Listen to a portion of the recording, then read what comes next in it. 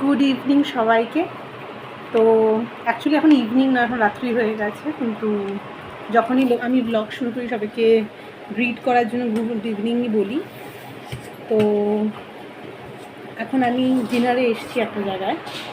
তো আজকে যেটা মানে আনঅফিশিয়াল একটা ডিনার, তো সেখানে আমি কি কি খাচ্ছি তোমাদের সঙ্গে শেয়ার করছি। তো তোমরা চলো দেখতে থাকো। তো তোমরাই দেখতেই পাচ্ছ, এখানে আছে সাদা ভাত মানে স্টিম রাইস, এছাড়া আছে এখানে পটলের তরকারি বা পটলের দোরমা, তারপর আছে আলু বড়ির একটা তরকারি, আর আছে হাঁসের ডিমের কারি। ভীষণ ভালো খেতে। আমি ভয়েস ওভারটা পরে দিচ্ছি কারণ কিছু নয়েজ হয়েছিল ব্যাকগ্রাউন্ডে, তাই তখন দিতে পারিনি। হঠাৎ করেই প্ল্যান হয় ডিনার করব, আর তারপরে বাড়িতে যা রান্না হয়েছিল আমরা সবাই মিলে তাই খেয়েছিলাম।